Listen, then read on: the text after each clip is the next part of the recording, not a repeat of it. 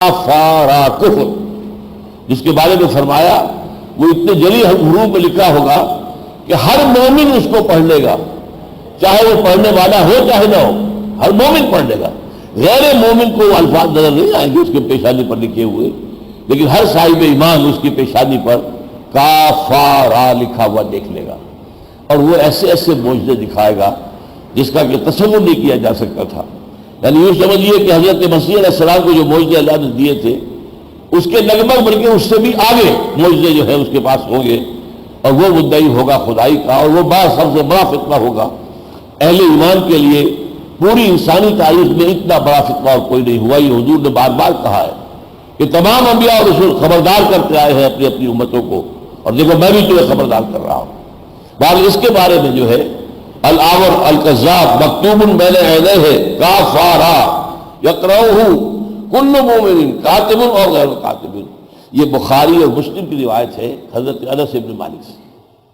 تو حدیث میں دوسرا یہ ہے دجال کا تذکرہ، دجال اکبر جو خدائی کا دعویٰ کرے گا، اپنے آپ کو سجدہ کرائے گا، جو سجدہ کرے گا اسے چھوڑے گا، جو سجدہ نہیں کرے گا قتل کر دے گا۔ تیسرا ذکر جو احادیث میں آتا ہے دجال کے حوالے سے وہ سورہ کہف کے ساتھ اس کا ایک تعلق ہے۔ حضور نے فرمایا جو شخص سورہ کہف پڑھتا رہے گا وہ دجالی فتنے کے اثرات سے محفوظ رہے گا۔ یہ 4 صحابہ سے یہ روایات مروی ہیں، عبداللہ ابن عمر رضی اللہ تعالیٰ عنہ، عبداللہ ابن عباس رضی اللہ تعالیٰ عنہ، حضرت ابو سعید خدری رضی اللہ تعالیٰ عنہ، ابو الدرداء رضی اللہ تعالیٰ عنہ، اور 6 کتابوں میں حدیث کے 6 مجموعوں میں یہ موجود ہے، مسلم شریف میں، ابو داؤد میں، ترمذی میں، نسائی میں، احمد میں، بہقی میں۔ اب بعض میں تو یہ ہے کہ شروع کی آیات جو ہیں سورہ کہف کی، جو ان کا التزام کرے گا، ان سے محبت کرے گا، انہیں پڑھتا رہے گا، وہ دجالی اثرات سے فتنے سے محفوظ رہے گا۔ بعض میں ہے جو آخری آیات کا ورد کرتا رہے گا، بعض میں ان دونوں کو جمع کیا گیا، ابتدائی آیات اور آخری آیات، اور بعض میں پوری سورت کا۔ اور یہاں تک فرمایا گیا کہ جو شخص جو ہر جمعے کو سورہ کہف کی تلاوت کرے گا وہ اس جمعے سے لے کر اگلے جمعے تک کے لیے اس کو اللہ تعالیٰ کی نور عطا کر دے گا، جس کی روشنی کی وجہ سے وہ دجال کے فتنے سے محفوظ رہے گا۔ عن ابی سعید الخدری رضی اللہ عنہ ان النبی قال صلی اللہ علیہ وسلم من قرأ سورۃ الکہف فی یوم الجمعۃ اضاء له النور ما بین الجمعتین، دونوں جمعوں کے درمیان جو وقت ہے اس میں اللہ تعالیٰ انہیں ایک نور عطا کر دے گا۔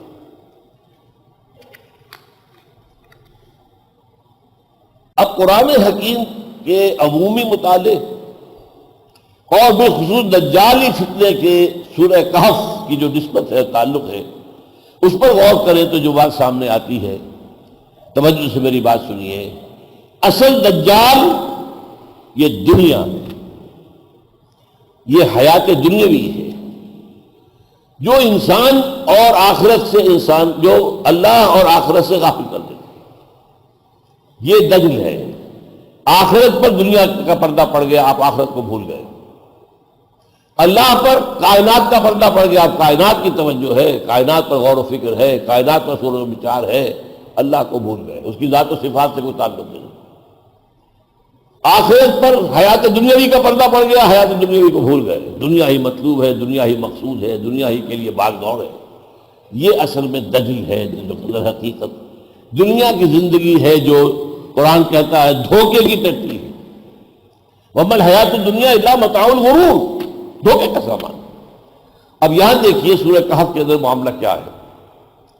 پہلے رکوع میں وہ عظیم آیت آئی ہے اِنَّا جَعَلْنَا مَا عَلَى الْأَرْضِ زِينَةً لَهَا لِنَبْلُوَهُمْ أَيُّهُمْ أَحْسَنُ عَمَلًا، اس زمین پر ہم نے جو کچھ بنایا ہے اسے اس کی زیبائش بنا دیا ہے، آرائش، سنگھار، اس کا زیور، تاکہ یہ بنی اور سجی ہوئی اور خوبصورت اور حسین نظر آئے، اور پھر ہم امتحان لیں گے۔ وہ جو ایک شعر ہے بہت عمدہ کہ روح روشن کے آگے شمع رکھ کر وہ یہ کہتے ہیں ادھر جاتا ہے دیکھیں یا ادھر پروانہ آتا ہے، تم دنیا کی طرف جا رہے ہو یا ہماری طرف آ رہے ہو، ہم سے محبت کرتے ہو یا دنیا سے محبت کرتے ہو، ہمیں اپنا مطلوب مقصود بناتے ہو یا دنیا کو مطلوب مقصود بنایا ہے۔ تو سب سے بڑا امتحان، سب سے بڑا دجل سب سے بڑا فریب یہ دنیا کی زندگی ہے۔ اور یہ بھی نوٹ کر لیجئے کہ یہ جتنی زندگی، یہ دنیا جو ہے جتنی زیادہ حسین ہوتی جا رہی ہے، یہ ساری سائنسی ترقی نے دنیا کو بہت حسین بنا دیا ہے۔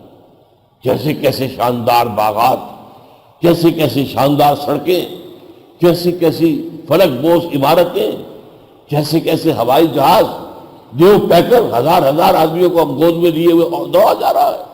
اب یہ دنیا کی زندگی بہت زیادہ جو ہے دلکش ہے، زیادہ حسین ہے۔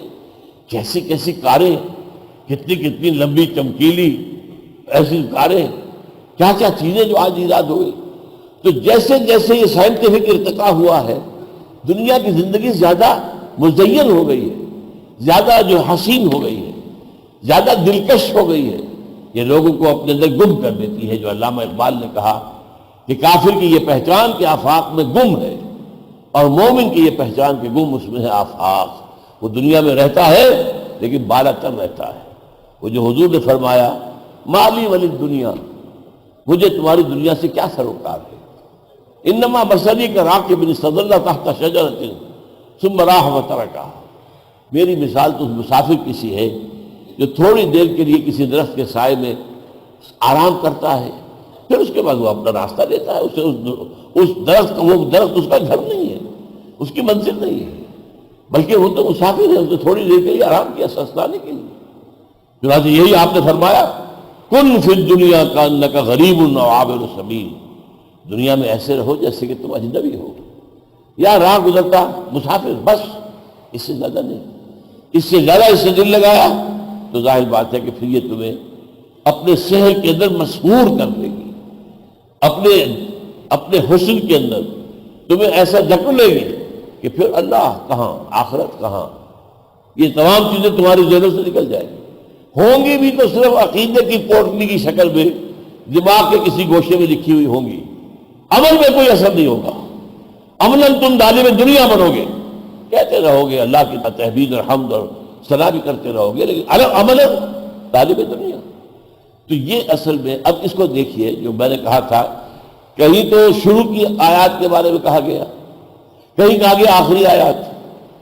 اب یہ پہلے رکوع میں تو یہ آیت کھڑی ہے ایک ستون کے مانند، جو فرمایا گیا کہ انا جعلنا ما علی الارض زینۃ لہا لنبلوہم ایہم احسن عملا۔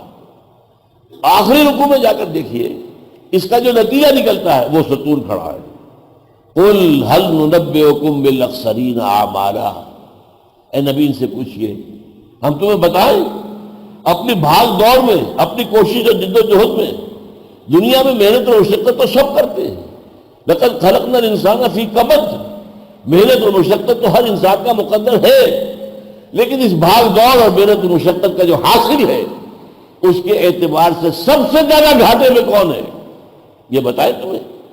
قل هل ننبئکم بالاخسرین اعمالا، جواب کیا دیا؟ الذین ضل سعیہم فی الحیاۃ الدنیا، وہ لوگ جن کی سعی، بھاگ دوڑ، محنت، جد و جہد، مشقت دنیا کی زندگی ہی کے اندر گم ہو کر